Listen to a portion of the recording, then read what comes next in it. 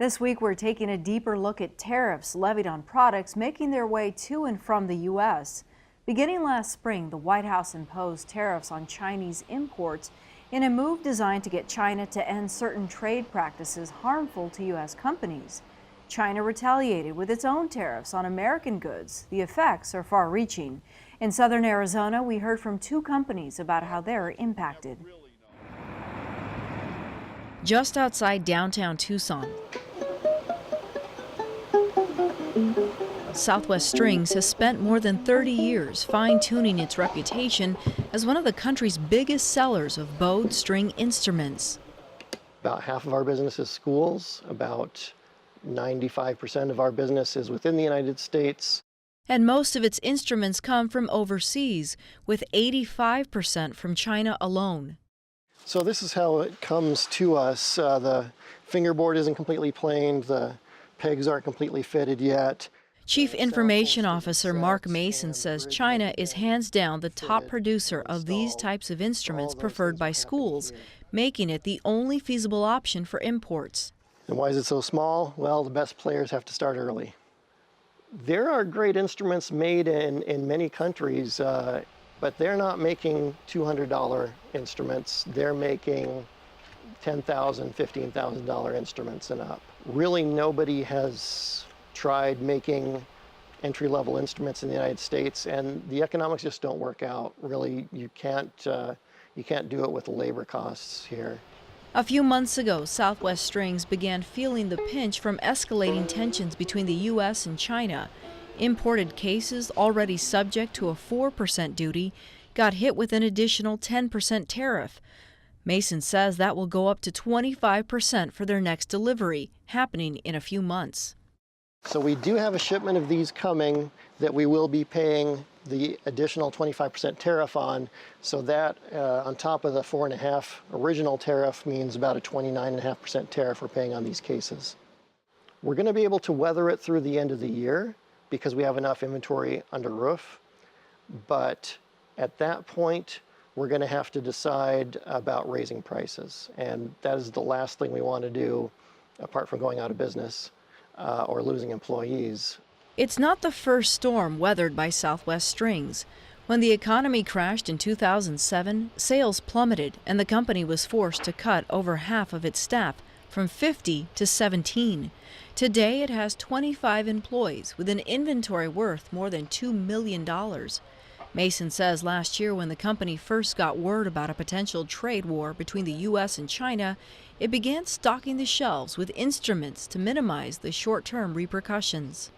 We don't have an infinite warehouse and we can't buy ahead forever. Mason foresees long-term consequences facing the entire industry if the U.S. levies higher duties on instruments imported from China, forcing retailers like Southwest Strings to pass the cost onto schools. The higher-end American manufacturers, of course, depend on schools being able to buy instruments so that people can be taught how to play the violin, because very few people are able to figure out how to play the violin on their own. For the most part, you've got to have a teacher, and for the most part, that happens in schools. So really, the orchestral music scene in America is dependent on China. And if we were cut off from our supply of student-level instruments from them, classical music in America would suffer.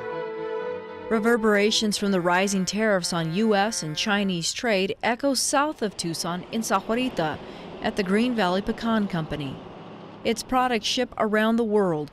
President Dick Walden says when the U.S. enacted new tariffs on steel and aluminum from China last year, China answered back with a 40% tariff on pecans imported from the U.S. Well, it has a big effect. You can't lower your cost by 40%, so that they're relatively stable, and so the net effect is there's a big reduction in profits. Walden says for the last decade, about 20% of America's pecan crop has gone to China, but the new duties have created a domino effect.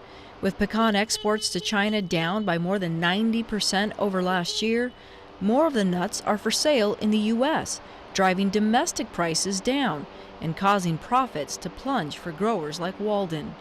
For the time being, the Green Valley Pecan Company hasn't had to lay off any of its 300-plus employees. Just before China's retaliatory tariffs kicked in, the company broke ground on a 40,000 square foot cold storage facility last June. Chief Operating Officer Bruce Karras says as a result of ongoing trade disputes, it may scale back on these types of investments. It took us about 12 months to build the building from when we first broke ground till today, and planning prior to that was 2 to 3 years of planning. So given today's environment with the uncertainty with the tariffs, what's going on with exports for the U.S. pecan market, I think today if we were looking at this is the type of project we would put on the back burner until we had a better grasp of what the future looked like. In agriculture, we never really know, but given all these outside circumstances, extraordinary events, if you will, there's just more uncertainty than I've ever seen in the 20 years I've been in the business. Adding another layer of uncertainty, the possibility of more tariffs on America's new #1 trading partner, Mexico. As a way to get Mexico to do more to stop illegal immigration from Central America, President Trump says he will enforce a 5% tariff on imports as soon as next week, gradually raising them up to 25% unless his demands are met. At this point, it's a threat. There's no impact, and yet we're on pins and needles as to what that potential effect might be. In the case of pecans, Mexico is now the largest producer of pecans, recently having surpassed the United States, and the result is that those Mexican pecan growers and Mexican pecan processors will be looking for markets other than the United States. So we expect that the potential exists for, in the case of Europe, where we have a strong marketing position, that we will see severe competition from Mexico. Back in Tucson, Southwest Strings is also taking note of the president's latest threat.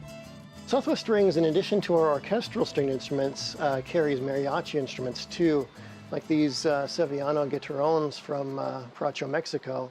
So these would potentially be impacted by that 25% tariff if that were to go into effect. We're worried. But you know, all you can do is prepare for the worst and hope for the best, which is what we're doing.